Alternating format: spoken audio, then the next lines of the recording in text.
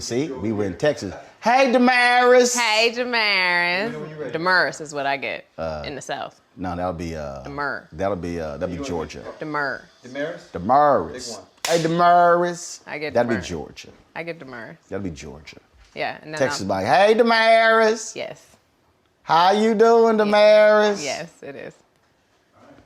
Then That's Orleans. how the interview starts. Then you be in New Orleans. Baby. Sugar? Y'all ready? No, that's not New Orleans. That's not New Orleans. No, New Orleans. Baby, how you doing now? You go one state over, they hit you with Mississippi. Sugar? Y'all ready? Yeah, go ahead. All right, here we go.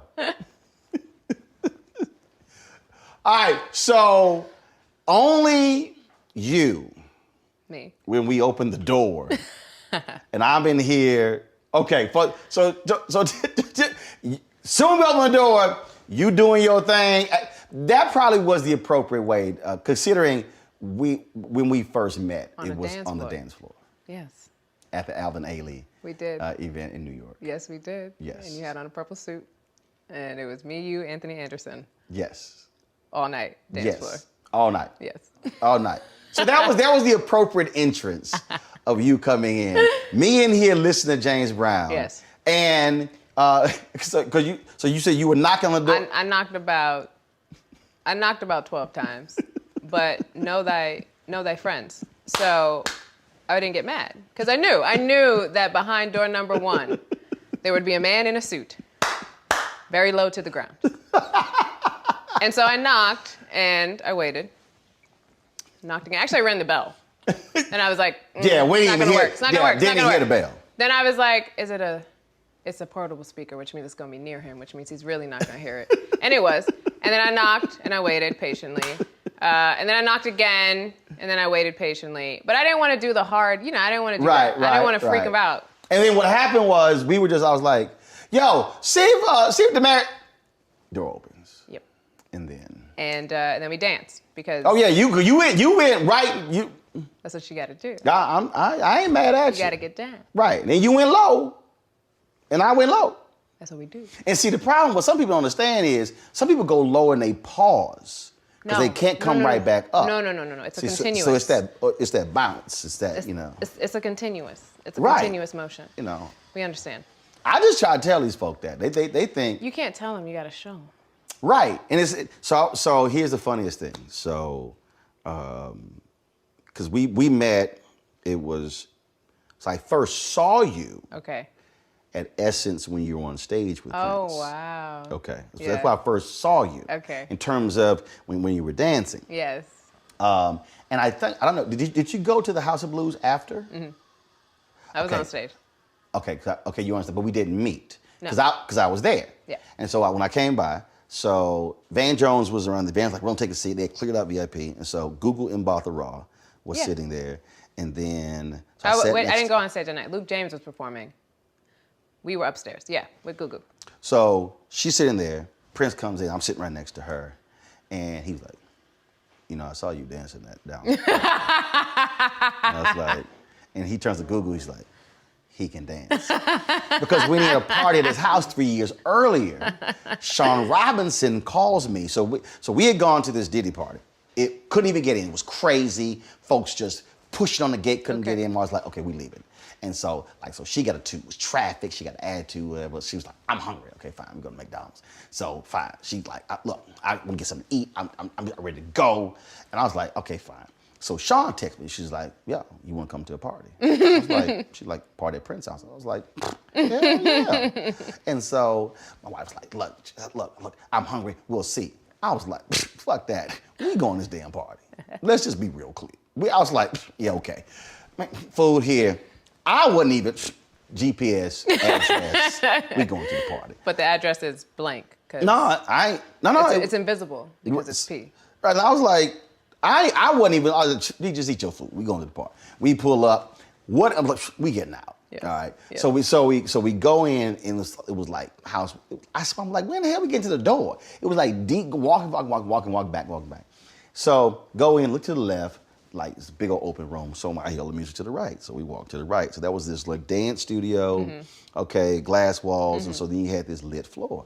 I see Sean hugging everything. So I'm black. You don't go in black people's house and you don't speak to the person whose house it is. That's just not how we roll, okay? It's like my nieces and nephews, they can't walk into any house that I'm in and then just go to a room and play games. No. You got to come greet, hug, I don't care how old you are. Yes. Because my grandmother was like that. Yes. You didn't walk into the house and not speak. Gratitude. So I was like, all right, Sean went, she's like, I don't know where he at. So we looking.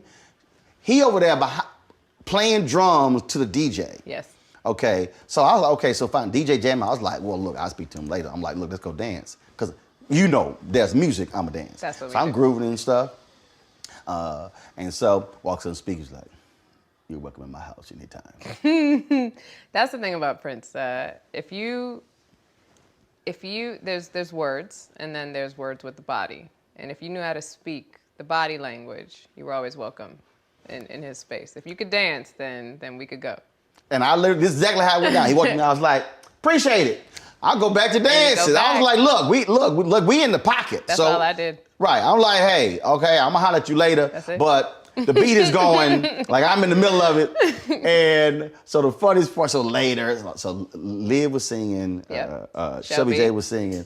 And so she was singing Misty Blue. He goes get this cape. He pushing me, go on up there. I'm like, man, they sing. I ain't going up there. But so we can't talk about it. I was getting signs everywhere, no texting or whatever. Right. So I'm like, I think the only tweet I sent out was like, I can't tell y'all where I'm at. But if y'all knew where I was at, y'all would be jealous. I didn't say anything. So like 6 months later, Sinbad tweets, yo, Roland. You left some skid marks on Prince's dance floor at the crib. I was like, well, I guess we can now talk about it. And so he's like, man, he was like, you came to the house and were just dancing. That's it. I was like, look, bro, I said, it don't matter who house I go to. You gonna move. Because my philosophy has always been the same. If I go home and this suit's dry, I'm pissed. There's a problem.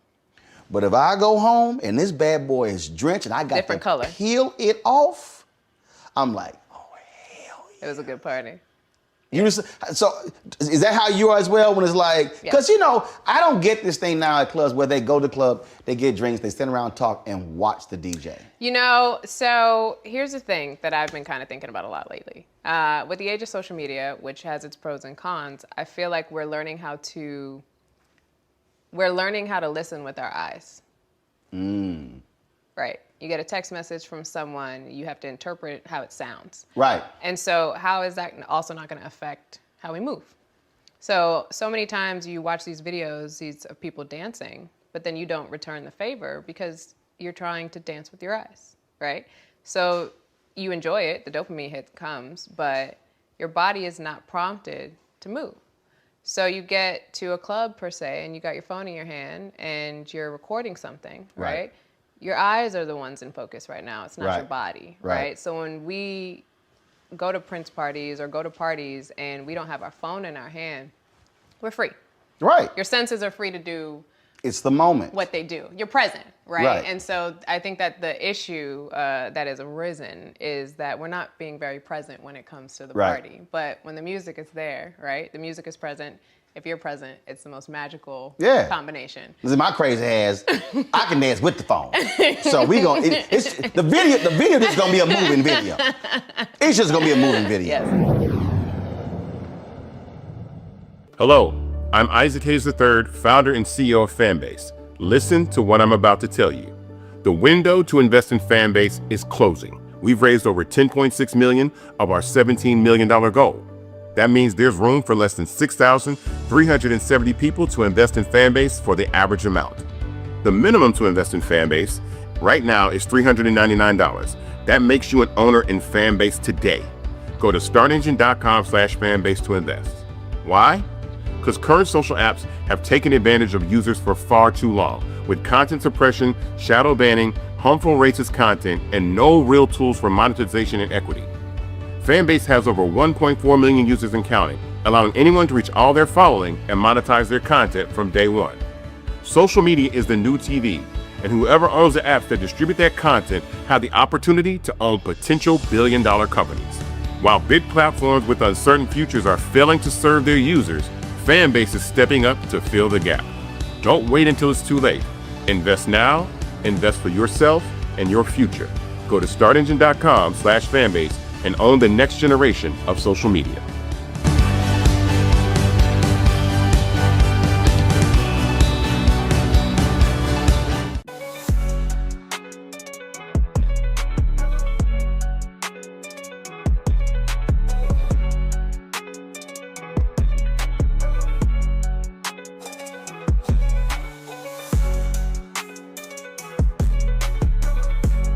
I mean, I just think about how I grew up.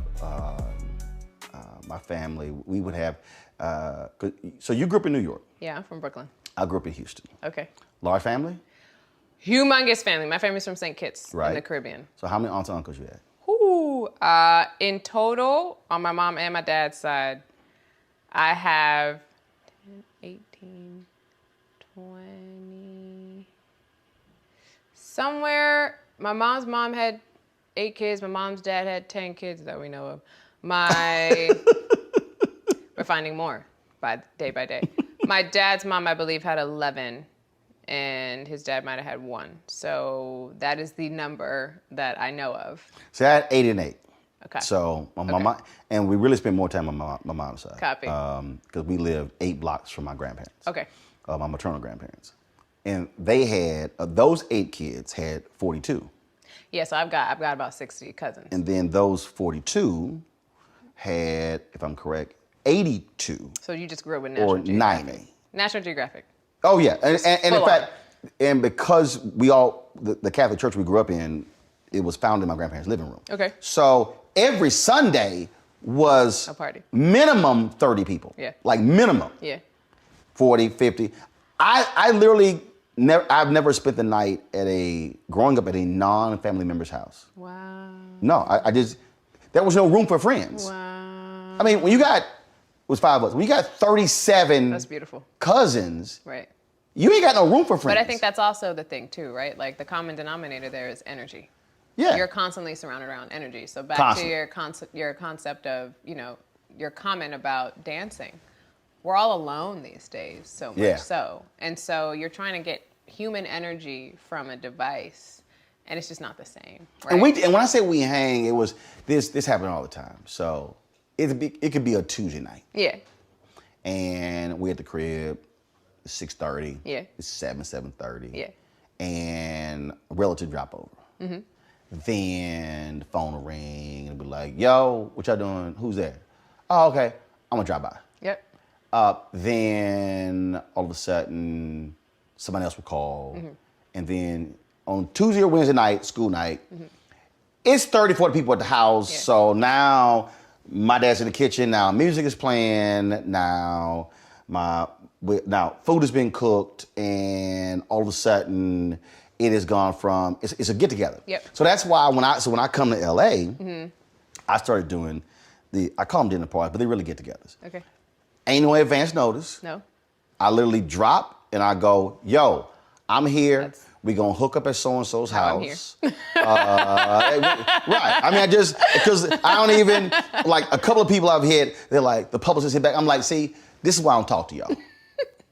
Because it's not organic, and that's the thing for me. So I grew up where it was organic. Yeah. And it was just, it just went from a call to a get together to a part, and now it's 1 a.m. We gotta go to school the next day, but it's all family. Yeah. And I think COVID. I think what COVID did was, I think COVID taught a lot of people the value of those get-togethers. Yes. And people really realized how often they said no to going to stuff. Yes. And then was like, you know what the hell was I thinking? Yeah. First of all, life is not guaranteed. Why was I saying no? Right. Why was I passing up those moments, those opportunities, just to call some people together and say, yo, come by the crib. We're going to break out some food. It's not formal. No, you don't need an invitation. That's like I said when I come here. It's just all text message. Well, that's I mean, I think, it's perfectionism in a nutshell, right? We want to make sure that we're not going to be disappointed before we even go, so we don't go. So you, on the other hand, are like, I know I'm going to make this party a party. Oh, straight up. I ain't even worried about it. Who's there? I'm not worried about it. So if you're not worried about disappointment, you can always have a good time. I ain't even worried about what we going to eat. What you going to wear? Because when I say, look, my grandmother had a catering business. Okay. So I started catering when I was 7. Okay. I stopped when I was 30. Okay. I can't tell you how many houses we went to. And it was like, all right. Yep. And because I can cook. Yep. Matter of fact, my frat brother of mine got married. We go to their house. His other brother was supposed to barbecue. Okay. We get there, ain't shit ready. That's a problem. So me and my brother was like, and it's about 50, 60 people in the house. And again, that's nothing for us. Okay. We were like, all right, we got all this chicken. We're going to do a gumbo. We'll be back. We go to the grocery store. We get the stuff. It's hilarious. They are sitting here opening wedding gifts. Like, we in the kitchen. They were like, man, they ain't got this. They ain't got that. I'm walking in. Pass me that item right there. Like, they're literally opening wedding gifts. And we walking in, pass me that. Yeah. Because we in here straight up. Yep. Did a gumbo, because like, man, y'all taking too long. Yep. So just taking over the kitchen. I used to we had Black Journalists Convention. I always brought, remember you had the cases of CDs? Yes. I always rolled with 3 of those, 100. So we always had 300 CDs. What color marker did you use to name the Oh, CDs? No. What do you mean name it? What do you mean? No, these were the actual artists. I bought music. No, this wasn't like I was ripping. Oh, these are your CDs. No, this is my CDs. You didn't make these CDs. No, I didn't make the CDs. I copy. So it was so we I'm would. from Brooklyn. Okay. No. Get it how you live. Right. No. I bought music. In fact, people hit me up one. So apparently Prince tweeted something, and I said, "Oh no. I don't do streaming. I buy music. If I want to hear that artist, I don't want to hear who sounds like." I'm the same. And he responded, and people hit me up, Roland, Prince tweeted you back. Yeah, he was great on Twitter. And I was like, what are y'all talking about? They're like, no.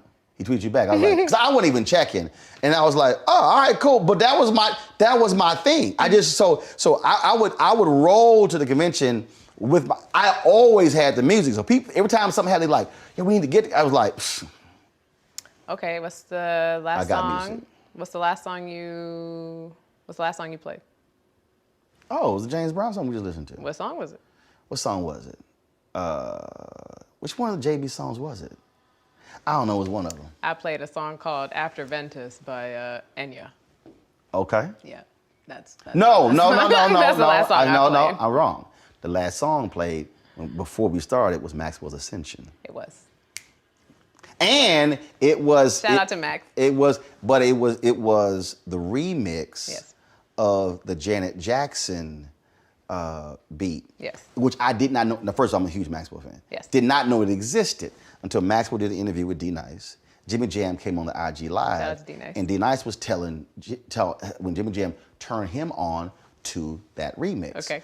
I send Jimmy Jam a text. What remix are you talking about? Jimmy Jam sends me the Apple Music link to the remix. It was immediately downloaded. It's a vibe. And I've been banging it ever since.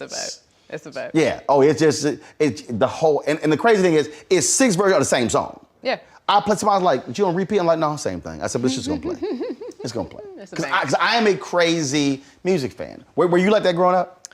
Absolutely. I've been dancing since I was 7. Right. So growing Well, up. officially.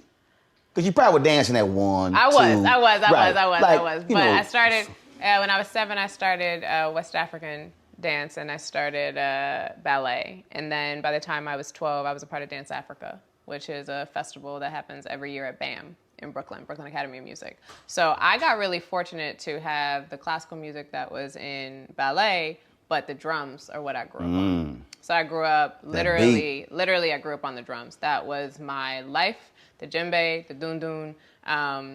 Depending on which country we were studying or who came, that was every day for me. Every Saturday, we were in class in Bed-Stuy at Restoration. And so a lot of my life has been built on drums. Just pure 2 hands on a drum. So I wasn't allowed to listen to all the music that I loved to listen to growing up. So I actually had to hear most of the R&B that I loved at the Boys and Girls Club. So I'd go to the Boys and Girls Club. The parents like, no, you ain't listen to that? In the house, no. Oh, so I go to Boys and Girls Club. You on the side. She likes it my way. So I would get my fill of that, and my Jagged Edge, and everything at the Boys and Girls Club. But then I go home, and at home would be like Kenny G and Enya. Oh, my Lord. Like, it's a real eclectic. Woo! It's a real eclectic situation. And I like here. Enya, but I'm not trying to meditate all day. See, okay, so here's the thing with me. Okay, so you're going to learn this very quickly. Wellness is my thing. Nature is I feel you. everything I do is nature based. So my music, like 90% of the music I listen to these days is new age music. Okay. See, I can't see. Like a strong 90%. Wow. See, I am. I'm a little different in that. You have no idea what mood I'm in. Like when we were in the car one day, and I think I probably played 7 different genres. Yeah. And Jack was like, "Okay, what is going on in your head?" I'm like, "Look, I don't. So I'll do that." But then other times I'll go through this thing where I will listen to the same song 125 times in a row. I'm the same. And but I hate it when my dad did it. Okay. My dad would buy when Sexual Healing came out. Okay. Oh my God, me and my sister were washing dishes, and we were like, if he played that song one more damn time, like if he played that song, we're gonna break that damn record. It was on forever. So you talk about records, it was like, it was like, I'm sick. And so now I'll do that, and I went 3 months and I only listened to Frankie Beverly Maze live in Los Angeles. Okay.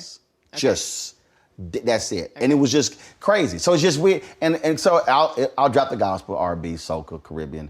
I'll go. Yeah. I'll go salsa. So for me, it depends. Like, right. So mambos, I do mambo, I do samba. I'm West Indian, so the soca is running through my blood. So though I do mainly, if I'm going to listen to music, it is new age. But for the most part, every single day there is. So if I work out, I'm either working out to soca. I'm working out to Janet. That kind of switches up depending on what the workout calls for. But when it comes to, I don't know, I love discovering old music. Oh, but like music I've never heard of before. So have you ever gone down a rabbit hole like? Almost every day. No, I'm talking about like it's like 1 o'clock in the morning and like you hear a song and all of a sudden. So I have this thing called. And again, I make it clear, I ain't no DJ. Okay. I just love music. Okay. I have this thing called Club Brown Liquor. So I'm relax for this one. No. Yeah. So Club Brown Liquor. Okay. Now I don't drink. I've never drank, but it's brown liquor music. Brown liquor music is hole in the wall, Southern blues, Southern R&B. So I guess I should start brown rum music for the soca that I listen to. Okay. That's gonna be our club. Okay. We're coming for you, D-Nice. So, and a lot of times D-Nice will hop on, he be like, Roland. So I would go, as they say, I will go deep into the crates. Okay. And same thing. And because Southern blues, Southern R&B, that's a different thing because it's fusing Zydeco, second line, R&B. It's just different. And it's so I'm sitting here. So one night I'm Googling something, and I come across the top 100 Southern R&B songs, and I'm like, yo. Now so I got some, and I'm like, yo. I'm sitting here. I was there for 4 hours. For 4 hours. I did. I got up at 5:30. One of my obsessions is actually finding the key that the song that I love is in, and finding other songs in that same key. So when I go into rabbit holes, I go into rabbit holes based on what I'm feeling and what key I need. And I will literally just go for hours figuring out if it's an F, if it's an F sharp, if it's a B major, and I would literally just sit in B major land for forever.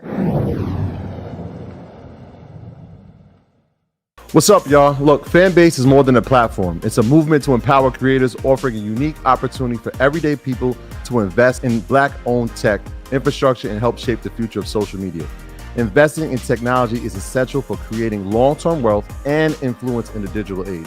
The Black community must not only consume tech, we must own it. Discover how equity crowdfunding can serve as a powerful tool for funding Black businesses, allowing entrepreneurs to raise capital directly through their community through the Jobs Act.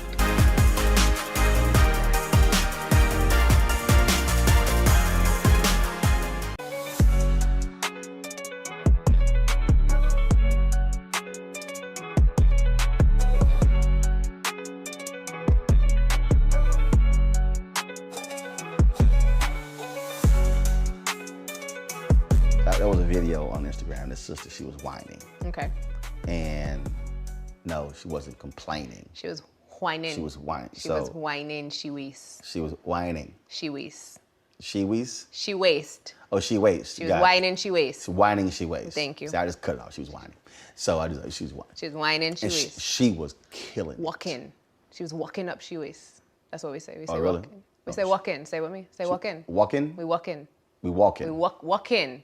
Walk in. Yes. We walking up. She waste. She was killing it. There we go. Like, killing it.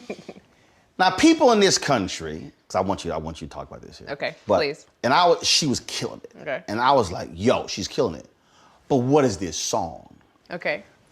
Dude, you ain't really asking about the song. You just wanted to post this woman being sexual. I said, no. You really wanted to know No. You don't understand. You don't understand. Now, she was killing it, but I was like, yo, what is this song? I Shazammed it. I pulled the Amazon thing up. I was trying to listen. When I say I go old school, I will listen to the lyrics and then type in the 4 or 5 words and lyrics to find. Could not find it. And these people kind of like, oh yeah, frat. I said, no, y'all don't understand. What song was it? It was a Kevin Little song. And I was like, Turning me on. y'all think I'm tripping? I want to know the name of this song. I literally put that, I went on Twitter, Facebook, Instagram. I was like, okay, I said, you know what? The hell with y'all. I need all the soca people. Let me know what the hell the name of this song. About 30 minutes later, somebody was like, yo, that's Kevin Little. This could not Shazam it. Okay, maybe not found it, was jamming it. And I was like, oh, she getting it. She fine. Right. But what's the name of this song? I said, I didn't know the name of this song. And he thought I was, and I'm like, they don't understand. Like, that'll happen. If I hear a song, I will, matter of fact, when I was in St. Kitts, yes. Randall Robinson he brought a bunch of friends together. It was New Year's. Okay. And so we were going on this yacht ride. Yeah. And we're walking, and it was a song, it might have been an Adele song, I don't know what it was. Okay. And I was like, I froze. I was like, that's a nice beat. I was like, hold up, I'll be with y'all in a second. And I literally, and what happened was, so my phone wasn't working properly, so I could not Shazam.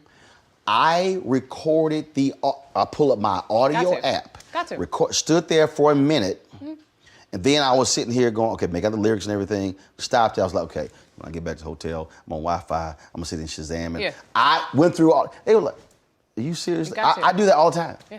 Well, I mean, when the rhythm is hitting. Right, when a song, this is what I said. I call it oh shit music. Ooh. When that song come on and it hit, that's the face. You like, oh shh. You start stomping your feet, you throw your hand. Every song don't do that. No. So What's a couple shit songs? Like when it hit and you shit. just Oh, woo, no. you start getting loud. Woo. Woo! You like, Okay. come on. So you start. It's gonna be good. See if I can stump you a little bit. All right. Start off with a Prince song, Lady Cab Driver. Okay. When that hits, I'm moving. I've been stuck on Willing and Able for the last couple of weeks. Because 30th anniversary of Diamonds and Pearls. I've been on, So because it's also like a gospel song. all his songs. But Lady Cab Driver does that to me. You know, Sexual Healing actually does that to me. I know you're over it by now. No, I'm not okay, over it. You're back. I'm back. But it was like, It does that to me. right? When it hit, when you hear that first, boom. I gotta throw a friend in here. Luke James, I Want You, classic. I think it's his first single. When that hits, I go crazy. Champagne, How About Us? Ooh. See the face. Yeah. I saw the face. That song hit. Hold on. This is.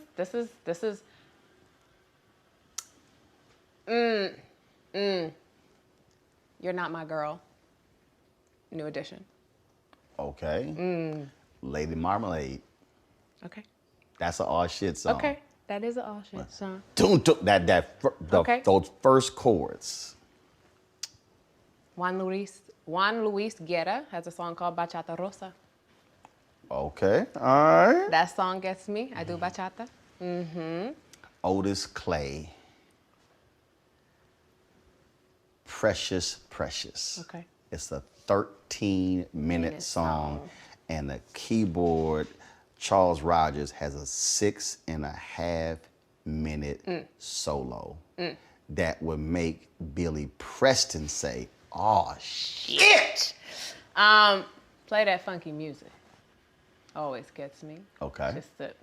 Just the first hit it. SOS band, take your time. Woo! Especially the last 2.5 minutes. Let's do it. Let's do it. Hey, let's do it right. Ha! Come on, baby. Hey. Let's do it. Hey. If it takes all night. Ah. It just. Okay. Frankie Beverly Mays, Feel the Feeling. Shaka Khan.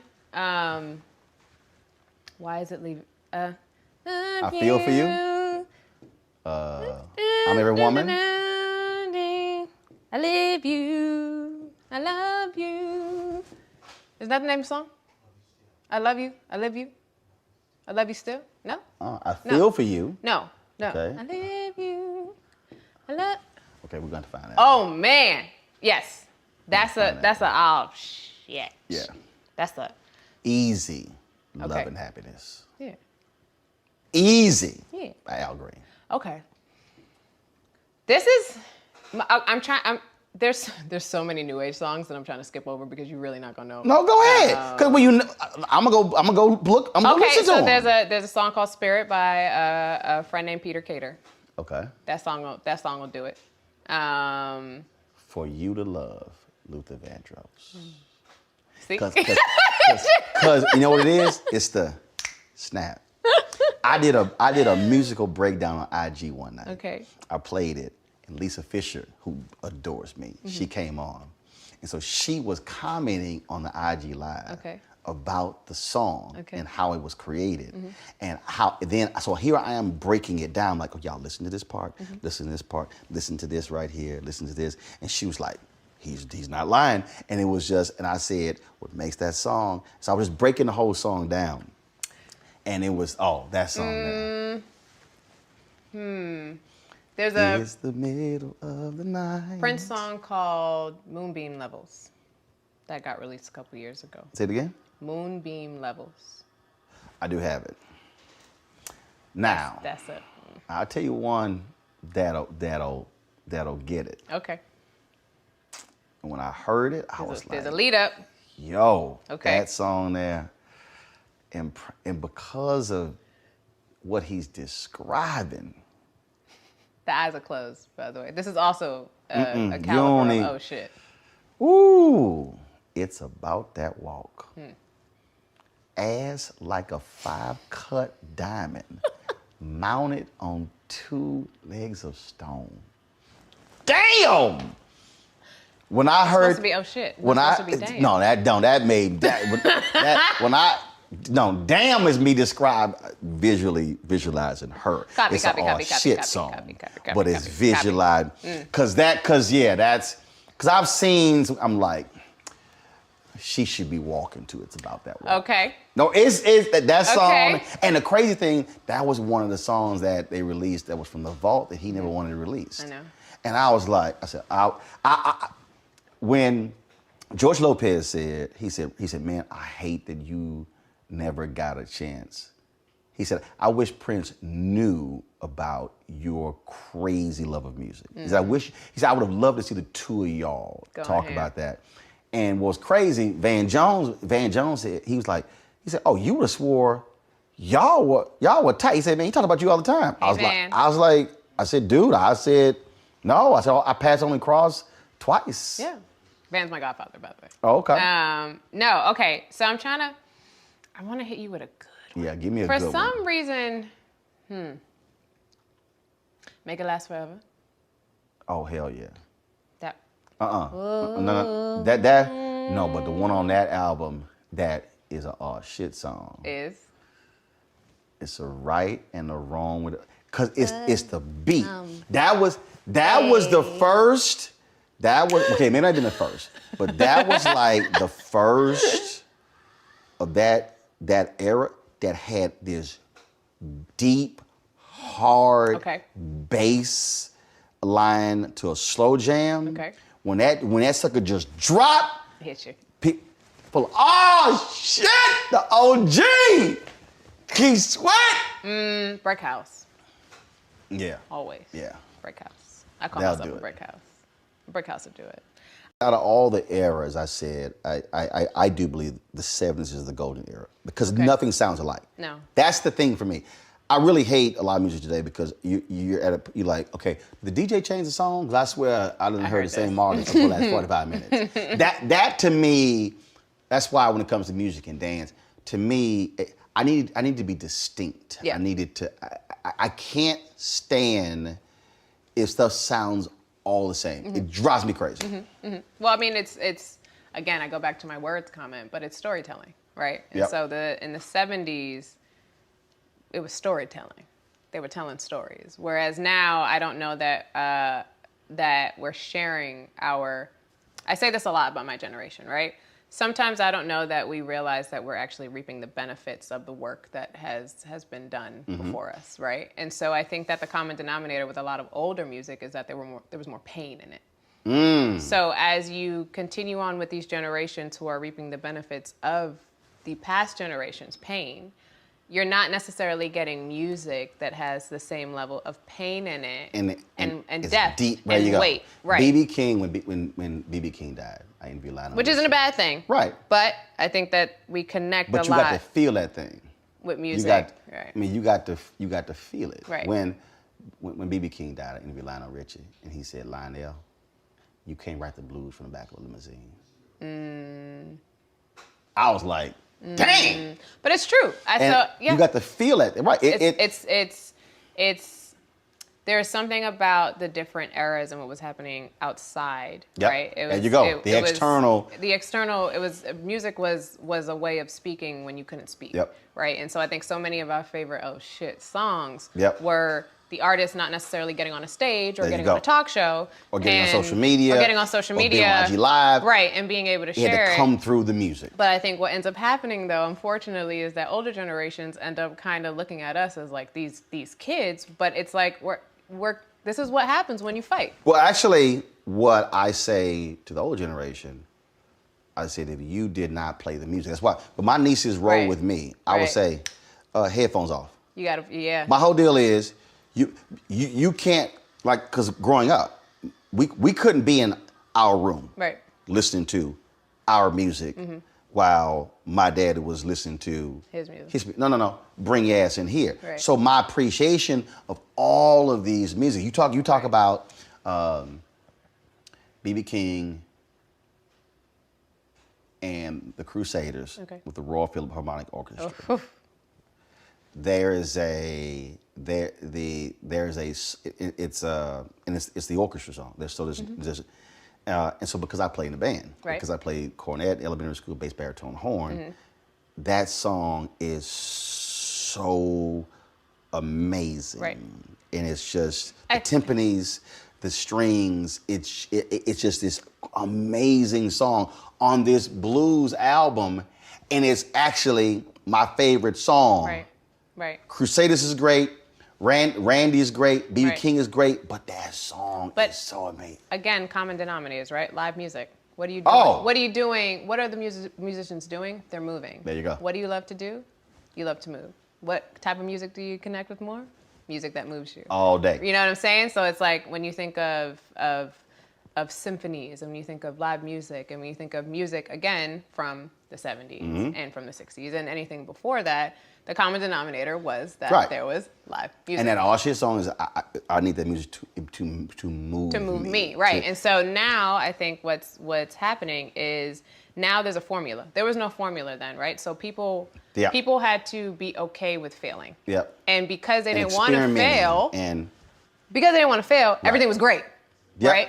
We now know that failing is not necessarily a bad thing because we have the luxury of failing and still being able to have a job. right. Right. It wasn't the same back in the day. You couldn't fail and think that you were gonna be a superstar. So again, I think that also is changing how the music sounds. And the competition too. Like I tell this all the time to Right. artists. And I do it with comedians as well. I'm like, if you had to, now everything's about the verses, but I say before even verses, I would say Okay. when you had to battle or if you were on tour, who brought the best out in you? So you've been dancing, Yep. you've been modeling. Yep. Now you transition to being a superhero. I am a superhero. Yeah. From an artistic standpoint, Uh-huh.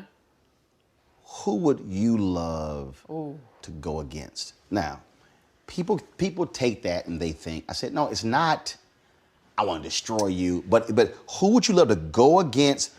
Who would absolutely bring the best out of you, and it would force you to raise your game, and to be able to say, no, I want to go against that person. That's such a good. There's two people who pop in my mind immediately. One from the superhero realm, which would be Zoe Saldana.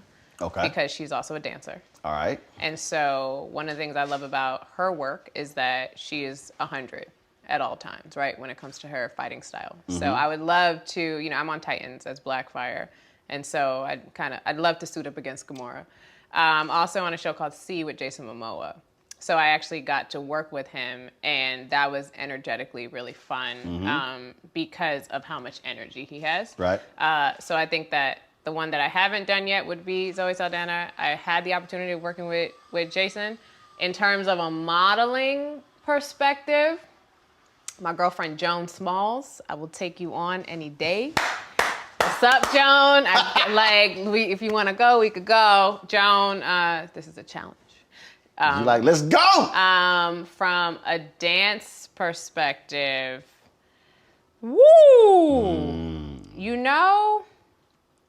From a dance perspective, Male or female? I would have loved to be on a stage with Josephine Baker. Ooh.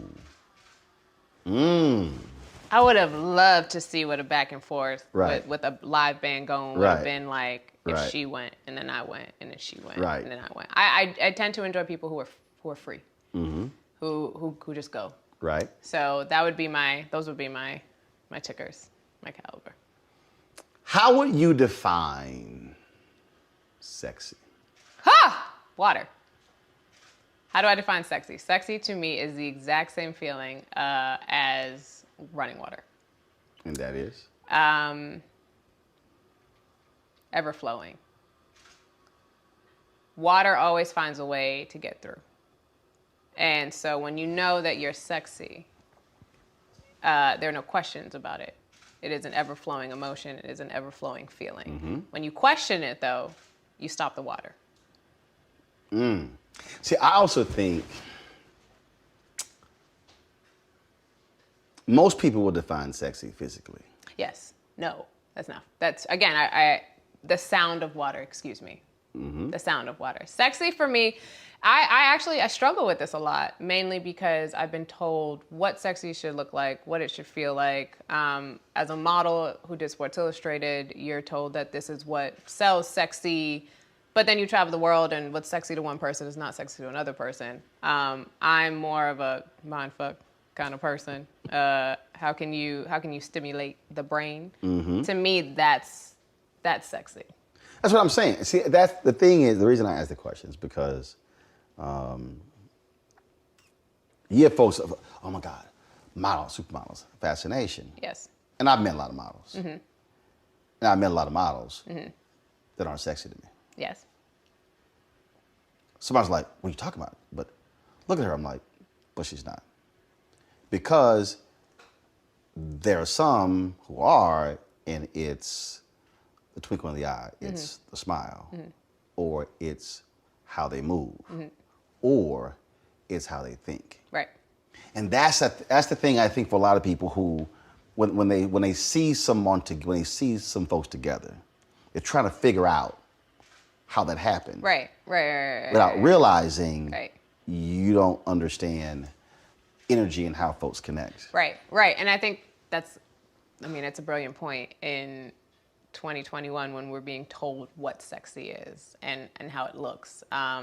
Again, for me, I love neuroplasticity, but at the same time, I get down to James Brown. I love my Enya, but at the same time, I love my Jagged Edge, right? So for me, where I've always struggled with sexy is not for myself, but other people trying to put me in a box. There you go. So they don't understand the girl who reads books about the brain and how to heal yourself and how to heal your body, but at the same time, it's gonna turn up. It's gonna be on her, Meg Thee Stallion. So I think that once sexy is surrender. You have to surrender to what you love, and you have to trust that what you love loves you back. So I think it's also some call it arrogance, but it is also supreme confidence. Hatred on the streets, a horrific scene, a white nationalist rally that descended into deadly violence. White people are losing their damn minds. As an angry pro-Trump mob storms the U.S. Capitol, we've seen We're about to see the rise of what I call white minority resistance.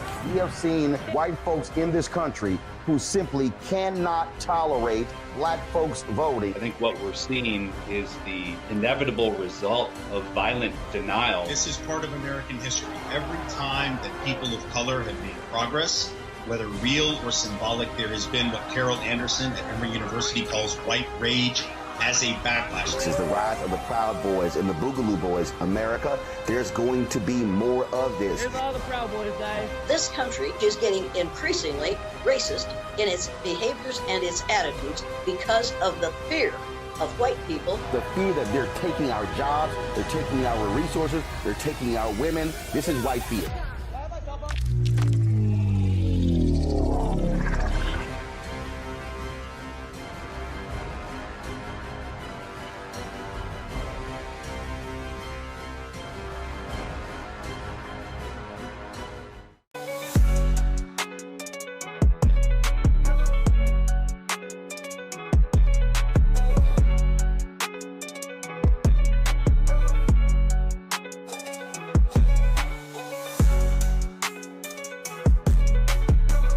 I was joking when actually I wasn't joking.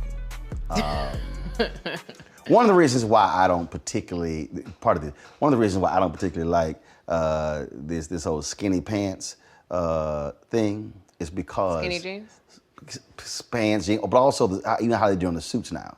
Okay. Is because I said no. I said your cuff has to hit the door before you do. Oh God. See, I don't want it. I don't want it. And when I told somebody that, they were like what the? I was like, no. I said, and they were like, but I forced them to think about that. I said, no, that's a walk. I said that's a flow. But that water. So for me, I when I wear pants, right? I like pants that hit the floor.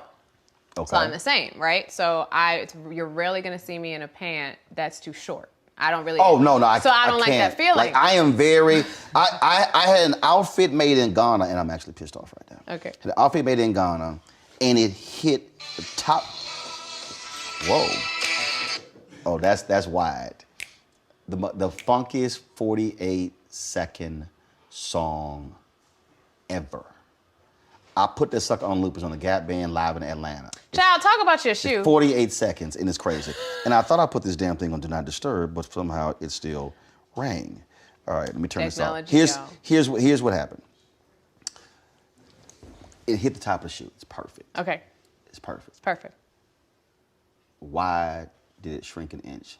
Dry cleaners. I'm pissed. You have no idea how that inch pisses me off when I wear them and they don't hit. I get it. It dries. I hate. I'm 5'11". I can't. I understand. We call that flooding growing up. Listen. You flooding. My girlfriend. I can't. My girlfriend Sarah, this is her company, Tongoro. She makes everything extra, extra long. She makes everything to flow like water. There you go. And if it doesn't flow like water, chances are I'm probably not gonna enjoy wearing it because I enjoy the presence that comes with being tall. I really love being tall. I love when you can get into a room and people can feel you before you get there. So I like my clothes to also feel like that. So that if I'm not moving, I still look good. Right. It's water. When water is settled. Good. Water can be the most terrifying thing in the world or the most calmest thing in the world, right? But it's still water. And I think that we keep trying to change ourselves to change form. When the reality is you're always going to be you, right? I call it the 3 levels. Always. I call it the 3 levels of truth, right? So you got the first level that it's water. And then that's the unchanging truth. And then you've got the second level, which is the changing truth, which is right now the water is still. In 5 minutes, the water is rough. Mm-hmm. Both are true, right? Just depends on the time, right? So that's the changing truth. And then there's the top of that, which is the belief that has somebody go, that's not water. It's ice. And you're like, no, it's water. And they're like, no, it's ice, right? But ice is water. So I think it's the same thing when it comes to style. Yep. There's going to be the you, your body, your who you are, that's unchanging, right? But then today you might enjoy a white suit. Mm-hmm. Tomorrow you might enjoy a green suit. Today you might say, I hate green suits. In 3 days you might say, you know what? I love green suits, right? That's a changing truth that when other people see you, they'll go, but 3 days ago you said... Don't matter. You don't like green suits. I asked somebody to tell me, dude, I don't understand. Right. I'll see you in this African outfit. I'll see you in this tuxedo. I'll see you in linen. Mm-hmm. I was like, what's going on? I said, I said, first of all, I don't want you to always assume you know what I'm going to wear. I'm gonna hit you with something. It was like literally, like same thing for feather pocket squares. Okay. I always wore silk pocket squares. Okay. Then I was looking in GQ and they had this guy had gone to Japan, had this shibori pocket square. Yes. It looks like a flower. I was like, yo, that's awesome. Mm-hmm. And I said, the Museum of Modern Art was the only place where they sold it. Okay. They had 2, and they added 2, I bought all 4. Okay. So then I found this woman in California who made a different style of shibori pocket square. Okay. They looked more like a seashell. Okay. You put it in your pocket. Or you could have it hanging out, and I would have it where it would sort of be hanging out. So it's sort of like an art piece. So I'm telling everybody I know who travels to Japan, I'm like, yo, if y'all see these pocket squares, you gotta get it. I'm at an event, this woman tells me, I got a friend who's an executive assistant in Japan. She says, I'll ask her. Okay, fine. A year later, she goes, what happened? I said, what do you mean? She said, oh, my executive assistant emailed you. She found the pocket squares. I was like, what are you talking about? She said, no, read the email. So she sends me an email, she tells me, she says, I found the company, they have 47. She says, how many you want? I said, 47. I said, I'm sorry. What? They have 47 different colors. Roland wants all 47. And in fact, I reached out to them. I said, hey, are y'all selling this in the U.S.? And they said, we're about to sign an exclusive deal. Okay. You can acquire 900 right now to sell. And I said, give me 900. Oh my goodness. I literally bought 900. I bought 900. It's like Prince and his shoes. And It's like Prince and his shoes. I bought 900, and I sold them on my website. Yeah. So Steve Harvey and I are going back and forth on pocket squares. Okay. So we go to Essence and I'm at an event, St. Jude, and this dude has this, he has this, it was on a stick like this. Okay. And it was green and yellow and purple. Okay. And I'll go, it's in the pocket. And I go, where'd you get that? He said, oh, they sell, because it was a Mardi Gras thing. And I was like, and now my mind is going, I said, shit, my sister can make those. Oh, good. My sister's a designer. She's an artist. She's a designer. Okay. And I went. She made that. Yeah. And I'm sitting there going, I could pimp the shit out of that feather pocket square. So I hit her up. I was like, yo, I need you to make me a sample of 10 feather pocket squares. Okay. I said, different ones. So she sends them back to me. Some are too long, they're too big. Others, I like change this, shorten the stick. I said, come back. She sends me about 30, all different feathers. And so I'm getting dressed for Essence. Okay. And I've got all my linen thing laid out, and I take a pic, and I've got the shoes out, the socks out, the ascots out, everything out. And I said, Steve Harvey, I got something for your ass. So get to New Orleans. And I'm telling the morning show. I'm talking about, and people are like, what the hell's going on? I said, I'm about to hit your ass with something you have never seen. When there's a clap, it is severe. Yes. And so when he was like, he thought I just stuffed some feathers in. I was like, oh, hell no. He's like, your ass actually come here with them feather damn. He said, that's some next day shit. He said, I could give it to. And what happened was, I go to the White House. Okay. White House Christmas party. Got to ask. Obama's like, really? Now you already got the ascot, but the feathers. Now while he's talking, while he's sitting here trying to cap on me.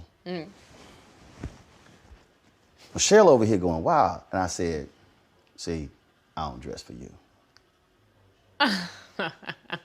This. He was over here, I said, this is why I'm rocking the feather pocket square. Well, then I appreciate your feather pocket squares So, today. yeah, because I had linen on, so I was like, yeah, I'm gonna go ahead. I had linen shirts and pants. I said, I'm gonna go ahead and put the jacket on. I appreciate it. Rock the feather I pocket square appreciate for it. the It's doing the Damaris. job. I said, I'm gonna go ahead and do It's that. doing the job. Because and dudes, I was like, man, that bullshit. I ain't wearing no feather. I was like, I don't dress for you. I appreciate it. Also, I've had a thing all year with swans, so I'm with the birds. Last question for you. Okay. What do you want to do that you haven't done? There's talking. I can hear it.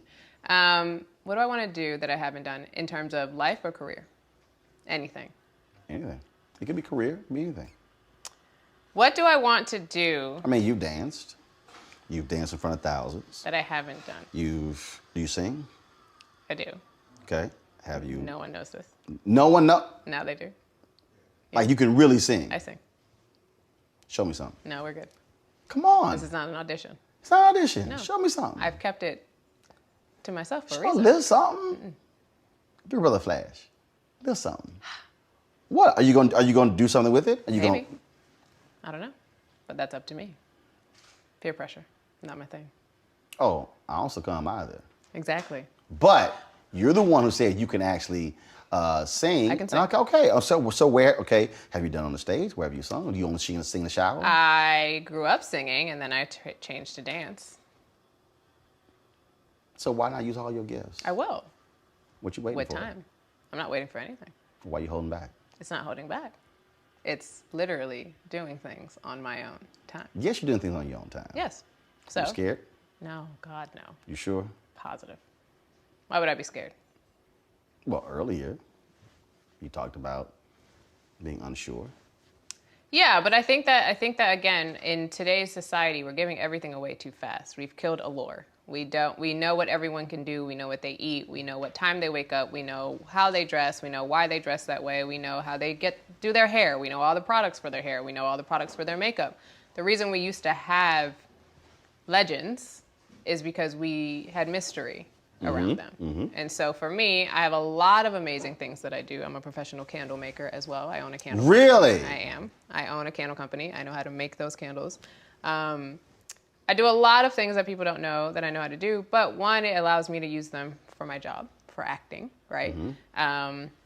Everybody who's watching the show, I trained in capoeira all years, right? So they get to enjoy that. But I enjoy the element of surprise when it comes to people. I also went to LaGuardia High School, right? So like I grew up with people who could sing, right? So I'm not gonna, do a disservice to say you can sing the art. but you can't sing. I can't sing. Okay, I mean, I can sing. It doesn't mean it's going to be, oh, shit. It's a subjective matter, right? When somebody says It's you all can't dance, subjective. right? You can dance. It just might not look like Misty Copeland, but you can dance. Right. So, yeah, it's not a fear. It's not a worry. I would love to be in Chicago on Broadway. That's something that I've never said, but I would absolutely adore to be Velma in Chicago on Broadway. And something I haven't done yet in terms of, I've done the TV show. I'd love to be a superhero in a movie. That's a thing. But something even more fascinating. This is brilliant. My cousin is a pilot and in the Arctic. He goes to the Arctic often. He's got locks down to here. And I love him very much. And sometimes when he's in the air, while he's flying, the Northern Lights will come. While he's up in the air. Caucasian kid named Addison. And I'd love to experience what that's like to go to the middle of nowhere, take off in an airplane, and the Northern Lights come while I'm in the airplane. Because I really enjoy things that I can't control. That's where I find the fabric of life to be, the things that you can't control. And in a day and age where we want to control everything, we need those moments of aha, of magic, of beauty. So there's a bunch of things that I probably want to do in the entertainment industry that I probably have some control over as long as I train and do what I got to do. But the thing about the natural world that's so fascinating to me is you have to release expectation to enjoy it. And so if I go up in the plane thinking that the Northern Lights are going to come and then They don't. now I'm disappointed. Right. Versus Because enjoying whatever the ride was. Whatever the ride is. So in terms of anything that I haven't necessarily done yet, it would probably be something in nature. Got it. That's something that I really know that Right. once it happens, it will be magical. But there's so many lessons in the unexpected, right? I didn't know you were going to be dancing when I pulled up. And if I got mad at the door because you were wasting my time or something like that, right? It's an expectation that when I knock on the door, somebody's going to answer. Right. But if you release that expectation, now I can have fun. Now I'm outside laughing, and And now then I'm we'll having miss a the good moment. time. Exactly. So something that I haven't done yet. I think there's so many things that I haven't done, but there's also so many things that I haven't thought about that I haven't done that I want to do. Those are the things that I want to do. The things I have no Got idea it. are coming. Do you intimidate men? Yes. And Absolutely. Why do you think they're intimidated? Why do I think they're intimidated? Probably God, size is probably one of them. this is a question. This is a question. Not all men. I have heard that I'm very intimidating. I find that one of the most intimidating things that I get often is my generosity. Yeah, I don't really go by what society tells me I should be doing when it comes to relationships or love languages and all the other kind of stuff. And so when you live in a society where it is expectation-wise, especially so much that gets put on the men, I'm a very whimsical person and I enjoy reciprocity. I don't think that I'm supposed to just wait for the guy to do everything for me. On their time, on their schedule. It doesn't mean I'm going to be proposing to anybody, but I find that the common denominator is it is very hard to believe that I am being truthful when I am generous, when there is no other motive involved except literally the act of generosity. In an age in society where we're skeptical about everything, why would she just be giving me a gift? I didn't do anything. Well, it's Tuesday. Just like you said, you wake up. Where's all your energy from? You wake up. And you just decided on that day, I want to give you a gift. And this is what I do. So I find that, it's sad. Like, why is she giving me this candle? Right. I felt like it. Right. Why? And for me, it's making. I make candles for people. Right. So it's. That's what I'm saying. But it just, Right. I decided to give you this. So I've kind of chucked the idea of you must earn to deserve. And I do think that that's something that's a really big fabric of our community and of our culture in America. That's something that I just have completely detached from. You should be able to receive flowers just because it's Tuesday. Oh my God. You have no idea. You have no idea. First of all, like, I have for years, I've written on this, I've talked about it. I despise Valentine's Day. Yeah. And here's why. I tell people, I said, how about if I send you flowers on March 14th? Right. Or October 14th? That's how I am. And folks go, I said, no, I said, it's what you actually do year round. Yeah. It's what you do if you decide to say, so versus, oh, hey, it's Valentine's, here's a spa gift card. I don't care. As opposed to you come home and candles are lit. Yeah. Candles by Damaris. Gorudo. Gorudo. Oh, that's the name? Yeah. Okay, spell it. It means gold. It's just Gorudo. All right, where can we get them? They're all custom. So so if you said that you had a specific scent that you love and a color candle that you love, we'd go find the vase and we'd go create them, and they're all clean and they're all natural. Oh. But I taught myself how to make my favorite candles, Guess and then I share. Guess you'll be getting a text. I share. So again, versus again, spa, you come home, candles, Right. Kama Sutra oil, massage. Right. It's your point, gift, reciprocity. Reciprocity. And I think, again, right, one of the things that I learned from nature, I love to study animals a lot. And the common denominator with most animals that I find is they don't let themselves be uncomfortable for long. They play, right? And they learn how to train they learn how to fight based off of playing, right? You learn about the people around you when you play. That's how you really learn about, that's where trust is built. Right. So for me, there's also a bit of trust in it that says, if you receive this gift from me, you're trusting me with your play, you're trusting me with that part of you, but I don't subscribe to, and my friends all know this about me, but I do not subscribe to what I'm supposed to be doing. I absolutely understand that. Trust me. What were you doing? Because I feel like it. I don't subscribe to what I'm supposed to be doing. It. I do poetry. I have a wellness website. I do a lot of different things, but I believe that you should try so many different things until you figure out what's the thing that you truly, truly love. But when it comes to other people, I believe that listening to other people is big. I'm not going to give somebody a candle if they don't like candles. There you go. I'm not going to give you flowers if you hate flowers. And most people don't. They go, how'd you know that? Because you told me. You were talking. Right. Or you were talking and I heard you. Right. And I filed it away. Right. And so that to me is one of the most beautiful parts of being alive, right? During COVID, we didn't really get the opportunity to do those things in person. Yep. So we figured out how to do them digitally, right? We adjusted to doing them digitally. But if you're attached to the in-person, one of my favorite quotes is, attachment is the root of all suffering. So when you detach from... Which also means that you don't know how to be alone. Right. And also learning to enjoy yourself. Right. And your point about And nature so, and being. Yes. Versus, I've got to have people, I've got to be talking, I've got to be doing something. Right. No, how about just be? But you have to, I believe that, like, it's no one's fault. You have to have more examples of people who talk about this stuff, right? You have to have more conversations about the joys of being and the joys you have to experience it. You gotta, of being by yourself Right. and Japanese onsens and taking baths alone. And I think that once we make feeling good a fun activity and not a chore, clean your room, eat your greens, right? Versus, like, this is what happens when your room is clean. This is what it feels like, right? Once the feeling is attached to it first, then we can get to the hard stuff. And that's how I feel when it comes to men, when it comes to dating, when it comes to friendships, relationships, anything in that particular realm.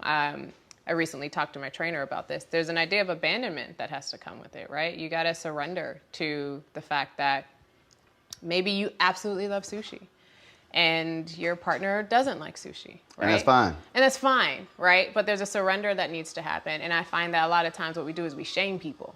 What? And say, I'm good with it. You like that? You've never Cool. had sushi? It's like me and golf. Right. I love golf. And that's great. And let me be real clear, I'm playing golf. Right. When I go on vacation, You're going to play golf. I'm playing golf. Right. And if I don't, Right. I'm not going to be happy. Right. So I find that intimidation comes with me based on your attachment, and there's nothing I can control with that, and there's nothing I can do about that. I take the flattery. Yes, I am 5'11". I'm a very tall woman, and I love my height. I'm probably going to be like 6'2" today in these heels. But, you know, I have a quote that I say all the time that I started saying after Prince died, and I say, no legend ever fit in. Hello, I'm Isaac Hayes III, founder and CEO of Fanbase. Listen to what I'm about to tell you. The window to invest in Fanbase is closing. We've raised over $10.6 million of our $17 million goal. That means there's room for less than 6,370 people to invest in Fanbase for the average amount. The minimum to invest in Fanbase right now is $399. That makes you an owner in Fanbase today. Go to startengine.com/fanbase to invest. Why? Because current social apps have taken advantage of users for far too long, with content suppression, shadow banning, harmful racist content, and no real tools for monetization and equity. Fanbase has over 1.4 million users and counting, allowing anyone to reach all their following and monetize their content from day one. Social media is the new TV, and whoever owns the apps that distribute that content have the opportunity to own potential billion-dollar companies. While big platforms with uncertain futures are failing to serve their users, Fanbase is stepping up to fill the gap. Don't wait until it's too late.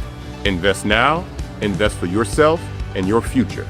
Go to startengine.com/fanbase and own the next generation of social media.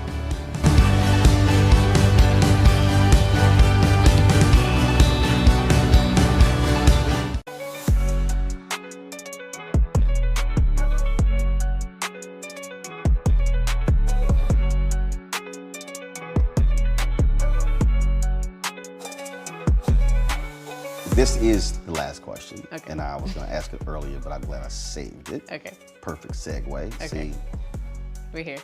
connected. When I got the news that he had passed, when I think back to other musical icons that I grew up with, none actually affected me more than his passing. And it was like literally not when I was in Jamaica and I heard that Michael Jackson passed, not when I was in Houston when I heard that Whitney Houston passed, but I was on Capitol Hill. I was going moderating the event. Okay. What do you think? Why do you think that's the case? What was so different and unique that? Because even I've even said now, I missed that cat. I missed that music. And maybe it was because we met, but we never got a chance to talk. Shelby J actually told me that he had my book, my faith-based book. She's like, no, Roland, you go to Paisley Park. Yeah, he knew you was. She's like, no. She said, he brought your book in. He's like, you need to read this. I was kind of like, are you serious? Why do you think he hit differently?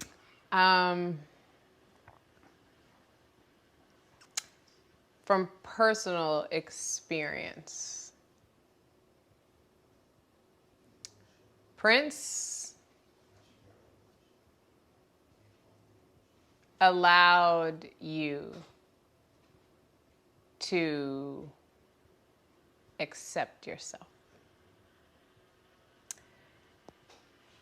Prince did not apologize for who he was. Prince did not make himself a victim unless somebody was actually doing something to him. Slave on the face. But I say this often, you know, people ask me what my favorite Prince song is. Prince is an artist and a person that had many multitudes attached to him, right? And because of this, everybody attached to a different part of him. One of my girlfriends says, if you take a diamond and you take a picture of it from 6 different angles, you get 6 different diamonds. And that's Prince. And so this was a man who, if you liked playing the drums and you knew he played the drums, then you connected with him there. If you love singing, then you connected with him there. If you love fashion, then you connected with him there. If you love dance. If you love dance, then you connected with him there. If you love big bands, then you connected with him there. If you loved business. If you love business, then you connected with him there. If you loved insight and enlightenment and activism, and there were so many different sides of him that he never apologized for, and you accepted all of those things at once. He wore heels, but he also wore bell bottoms. He wore flares, but he also wore leather jackets, right? Like, so he had an afro, but his hair was straight. Like, there were so many, he played, right? And I think that his play allowed other people to feel like they could play, especially during dark times, especially when they might not have felt that they could be free at home. There's a freeness that came when you put those headphones on. There was a freeness that came when, you know, one of the things I keep going back to words. He was one of the few artists that I feel like the feeling of him transcended the world. It didn't matter if you knew the language. It didn't matter if you've ever been to Minnesota. It didn't matter if you've ever seen him in person. There was a calm and a security that Prince gave to you that said, it's okay to be different. Being different is what got me here. And in a world full of different people, I think the people who truly connected with him saw what hard work, what training, but what love did to a person. And I think we all connect on this love frequency, this love vibration. And so when he ascended and when he transitioned on, it was very different than somebody that you might have been attached to simply because you liked their song. Right. There was a love attachment to this man that was universal. And when the love attachment goes away, right, it's a very, very, very visceral and physical reaction. So for me, his presence is always going to be here. But he really allowed me to be free. As a model, I had a lot of boxes that I had to get in every single day, right? But then he'd go, okay, well, we're going to get a platform. We're going to put you on stage. You're going to study all of these James Brown videos. You're going to see what the dancers were doing. But if you saw Essence Fest, he really let me just go. And you did. He let me go. I've got the video. He let me be free. Sometimes it was whack and I never did it again. But he was the first person in my life, I would say. Prince loved the people who loved him unconditionally. Unconditional love is not something most of us know, unfortunately. You mess up and you get in trouble, or you stay in trouble, or it stays with you for the rest of your life, or that friend doesn't talk to you ever again. But there was such unconditional love in his music that you could play it over and over and over again and still feel like he loved you every single time, no matter when he met you. So I think it's also that void that so many of us had of unconditional love, that when we hear his music, we connected unconditionally. And once you're a Prince fan forever. So it also created this family of unconditional love that we made the color purple unconditional when it came to Prince, right? He created a fabric of life that was unconditional, that he wasn't attached to because he didn't know most of the people who were his fans. So I think that he gave us unconditional love, and then we were tasked with taking that and putting it back out into the world. And God, I've learned so much since he's transitioned on. I'm pretty sure if you can watch interviews from 5 years ago that are not the same. But it truly showed me that shoulds aren't for me, that I should do whatever I want, as long as there's gratitude, as long as there's kindness, as long as there's reciprocity, as long as it feels good, you should do it. So he is my friend for life. I wouldn't be sitting here probably if it wasn't for him. So I give him all the gratitude in the world. But that's my guy. That's it. That's all. Damaris Lewis, good to chat. Thank you very much. That was great. Yay!